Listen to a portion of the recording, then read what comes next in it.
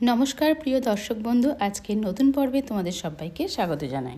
বন্ধুরা, আজকে আমি তোমাদের সামনে শেয়ার করতে চলেছি খুবই সহজ পদ্ধতিতে এবং কম সময়ের মধ্যে কাঁচা আমের জেলি কি করে বানানো যায় সেই পদ্ধতিটা। তো চলো চটপট দেখে নাও কিভাবে বানাবো, আর বানাতে বানাতে সমস্ত টিপস তোমাদের সামনে শেয়ার করতে থাকবো। তাই বন্ধুরা, ভিডিওটা স্কিপ না করে টোটাল ভিডিওটা দেখার অনুরোধ রইল। আর এই জেলি সারা বছর ধরে কিভাবে স্টোর করে রাখা যায় সেই পদ্ধতিটাও তোমাদের সামনে শেয়ার করব। আর এই জেলিটা খেতে দুর্দান্ত স্বাদের হয় আর ভীষণ মিষ্টি মিষ্টি টেস্টি টেস্টি সফটি এই আমের জেলিটা বানানোর জন্য লাগছে কাঁচা আম। এখানে বড় সাইজের দুটো কাঁচা আম নিয়ে নিয়েছি। তো তার আগে খুব ভালো করে ধুয়ে মুছে পরিষ্কার করে নিয়েছি। তারপর খোসাটাকে ছাড়িয়ে নিচ্ছি। খোসাটাকে খুব সুন্দর করে ছাড়িয়ে নিতে হবে যেন একটু খোসার টুকরো আমের গায়ে লেগে না থাকে, কারণ খোসার টুকরো যদি থেকে যায় সেক্ষেত্রে জেলিটা একটু তেতো ভাব চলে আসে। সেই জন্য খুব সুন্দর করে আমগুলোকে প্রথমে ছাড়িয়ে নিতে হবে। এখানে আমার দুটো আমের খোসা খুব সুন্দর করে ছাড়িয়ে নেওয়া কমপ্লিট হয়ে গেছে। এখন আমি একটা গ্রেটারের সাহায্যে এই আমগুলোকে কুড়ে নেব। তো এইভাবে আস্তে আস্তে যে কোনো গ্রেডার দিয়ে আমগুলো কুড়ে নেওয়া যায়। তো আমি এখানে বড় দানার গ্রেডার নিয়েছি, এরকমভাবে কুড়ে নিচ্ছি। তো টোটাল আম দুটোকেই আমার কুড়ে নেওয়া কমপ্লিট হয়ে গেছে। কিছুক্ষণ পরে কিন্তু একটু রেখে দেওয়ার পর আম থেকে কিছুটা আমের রসও বেরিয়ে গেছে। এবার আমি এই যে আমের রসটা বেরিয়েছে সেটাকে একটু ছেঁকে নেব। তার জন্য একটা বাটির ওপর কাপড় দিয়ে দিয়েছি। এবার এই আম কোড়াগুলো এর ভেতরে দিয়ে দিচ্ছি। তারপরে বেশ সুন্দর করে এর ভেতর থেকে আমের রসটা বের করে নেব। দেখতে পাচ্ছ বন্ধুরা, এখানে বেশ অনেকটা কোয়ান্টিটির আমের রস আমি পেয়ে গেছি। এই আমের রসটা দিয়েই কিন্তু আজকে আমি জেলিটা বানাবো। আর যে আম কোড়াটা রেখে দিলাম সেটা দিয়ে কিন্তু এর আগে আমি অনেকগুলো ভিডিও শেয়ার করেছি, সেগুলো দেখে নেবে। টেস্টি টেস্টি মজাদার কিছু আচারের রেসিপি তোমাদের সামনে শেয়ার করে দিয়েছি। সেই আচারের ভিডিওর লিঙ্ক তোমরা ডেসক্রিপশানে পেয়ে যাবে। এখন আমি এই কাঁচা আমের রসটাকে একটা কাপে করে মেপে নিচ্ছি। তো কাপের পরিমাণ মতন মেপে এখন 1 কাপ পরিমাণের একটা কড়াইয়ের ভেতরে দিয়ে দিলাম। তারপরে আরেকটু রস রয়েছে, সেটা 1/2 কাপ পরিমাণের হলো। তার মানে টোটাল 1.5 কাপ পরিমাণের আমের রসটা রয়েছে। এর ভেতরে এবার চিনি অ্যাড করতে হবে, যতটা রস আছে তার থেকে একটু বেশি, কারণ 1 কাপ চিনি দিয়ে দিয়েছি আর 1 কাপ চিনি দিয়ে দিলাম।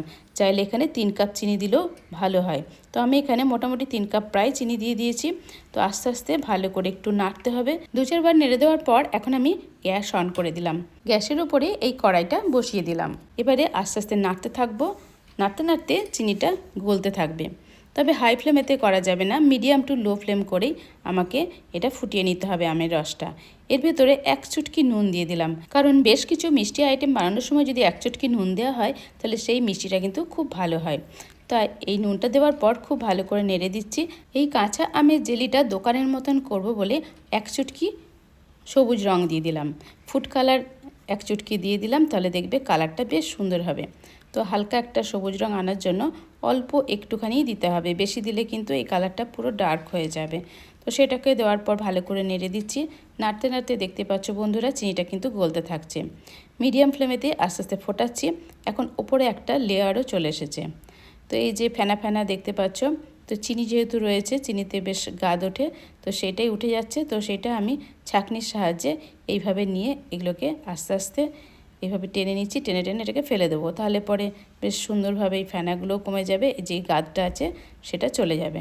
জেলিটা বানাতে বেশ কিছুক্ষণ সময় লাগে, মোটামুটি 20 থেকে 25 মিনিট। তো তার মধ্যে খুব ধৈর্য ধরে এটাকে জাল দিতে হবে আর অনবরত নাড়তে হবে। নাড়া যদি ছেড়ে দেওয়া হয় তাহলে কিন্তু তলায় জমে যেতে পারে, সেই জন্য অনবরত নাড়তে থাকছি।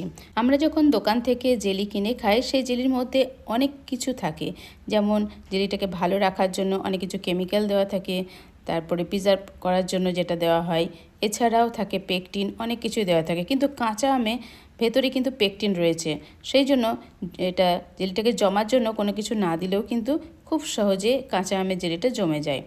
তো সেই জন্য আমি এখানে কোনো কিছু ব্যবহার করছি না আমের জেলিটা জমার জন্য, শুধু চিনি আর আমের রস দিয়ে কিন্তু জেলিটা বানাচ্ছি। আর খুব সাবধানে ফোটাতে হবে, হাই ফ্লেমেতে কখনোই ফোটানো যাবে না। দেখতেই পাচ্ছ বন্ধুরা, একদম গ্যাসের ফ্লেমকে কমানো আছে, তবুও কিন্তু এইভাবে ফেনা ফেনা হয়ে যাচ্ছে। এটা আস্তে আস্তে বসতে থাকবে আর এই রসটাকে নাড়তে নাড়তে অনবরত নাড়তে নাড়তে ঘন করে নিতে হবে। ঘন করতে হবে কতক্ষণ সেটা আমি তোমাদের সামনে বলে দেব। আস্তে আস্তে দেখতে হবে যে এই যে এইভাবে ড্রপ ড্রপ হয়ে পড়ছে, এটা একটা তারের মতন আসবে, এই যে হালকা, মানে বেশি চিটচিটে হলেও হবে না। এটা আমি একটা মানে বাটিতে দিয়ে দিলাম টেস্ট করার জন্য, ঠান্ডা হলে এটা জমছে কিনা সেটা দেখার জন্য। তবে ঘনত্বটা কিন্তু ঠিকঠাক মতনই হয়ে গেছে, সেটা পরীক্ষা করার জন্য আমি হাতে এইভাবে নিলাম। এই যে একটুখানি হালকা চ্যাটচ্যাট করছে আর হাতের মধ্যে যেন শুকিয়ে শুকিয়ে যাচ্ছে এরকম একটা মনে হচ্ছে। তো এই সময় গ্যাসের ফ্লেমকে আমি অফ করে দিলাম। এবার এই ফেনাটাও বসে যাবে, এবার বেশ সুন্দর লাগবে দেখতে। আস্তে আস্তে একটু নেড়ে দিচ্ছি, তবে গরম গরমই কিন্তু পাত্রে ঢেলে রাখতে হবে। তাই একটুখানি নেড়ে দিলাম যে আমি কাচের পাত্রে রাখবো বলে। তো এখন দেখতেই পাচ্ছ এই যে এইভাবে কাত করছি আর কিন্তু ড্রপটা গড়ে আসছে না, তার মানে জেলিটা কিন্তু একদম জমে গেছে পারফেক্টলি। এবারে ফেনাটাও দেখতে পাচ্ছ একদম বসে গেছে, কিন্তু এটা কিন্তু রসটা কিন্তু ঘন আছে আর এটা কিন্তু গরমও রয়েছে। এই গরম অবস্থাতেই ভরে নেব, তার জন্য আমি এখানে কাঁচের শিশি রেডি রেখেছি। এই কাঁচের শিশিগুলো খুব ভালো করে পরিষ্কার করে নিয়েছি, আগের থেকেই স্টেরিলাইজও করে নিয়েছি গরম জলে ফুটিয়ে। তো সেটার ভিডিও আমি আগেও দিয়ে দিয়েছি, সেখান থেকে তোমরা দেখে নিতে পারো। তো এবারে কাঁচের শিশিগুলোতে এবার ঢেলে নেওয়ার পালা। কাঁচের শিশিতে রেখে দিলে বছরখানেক ধরে এটা স্টোর করে রাখা যাবে।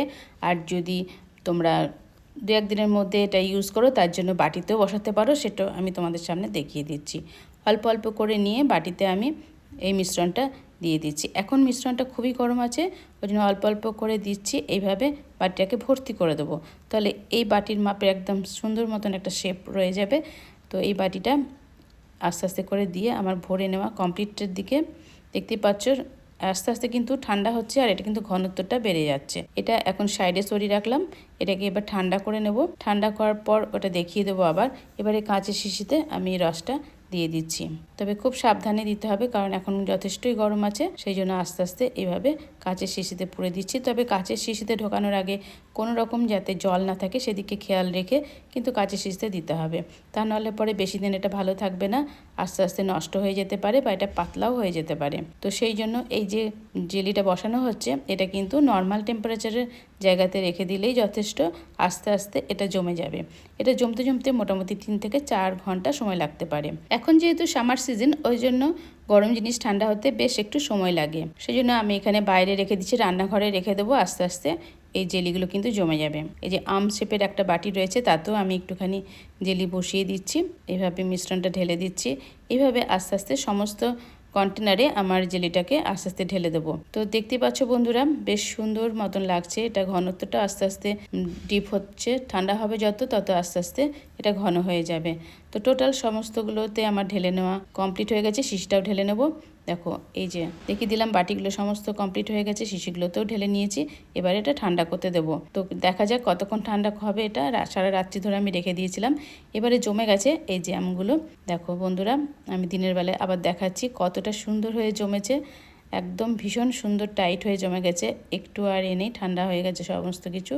এই শিশিটাও দেখিয়ে দিচ্ছি, এই যে দেখতে পাচ্ছ কতটা সুন্দর একদম চকচক করছে জেলিটা, একটুও নড়ছে না। এত সুন্দর হয় এটা খেতে, পাউরুটি দিয়ে রুটি দিয়ে সমস্ত কিছু দিয়ে খেতে কিন্তু খুব ভালো লাগে, শুধু মুখেও ভালো লাগে। তো এই যে বাটি থেকে আমি জেলিটা বের করে নিচ্ছি, নিয়ে এবার পাউরুটিতে লাগিয়ে নেব। শিশি থেকেও একটুখানি জেলি নিয়ে এই পাউরুটিটা লাগিয়ে দিচ্ছি। দেখতে পাচ্ছ বন্ধুরা কতটা সুন্দর হয়েছে দেখতে, আর খেতে কিন্তু এটা অসাধারণ হয়েছে। এরকমভাবে জেলি বানিয়ে তোমরা যদি রেখে দাও, বছর বছর রেখে দিতে পারবে, বাচ্চারাও ভালোবাসবে আর আমাদেরও কিন্তু খুব ভালো লাগে। আজকের ভিডিওটা যদি হেল্পফুল মনে হয় অনেক অনেক শেয়ার করো ফ্রেন্ড অ্যান্ড ফ্যামিলির সাথে, আর আমার সাথেই থেকো। নতুন বন্ধু হলে আমার চ্যানেলটিকে সাবস্ক্রাইব করে নোটিফিকেশন ডান করে আমার পাশেই থেকো। নেক্সট টাইম চলে আসবো আরও নিত্য নতুন ভিডিওর সাথে। তোমরা বাড়িতে থাকো, সুস্থ থাকো, টাটা, বাই বাই।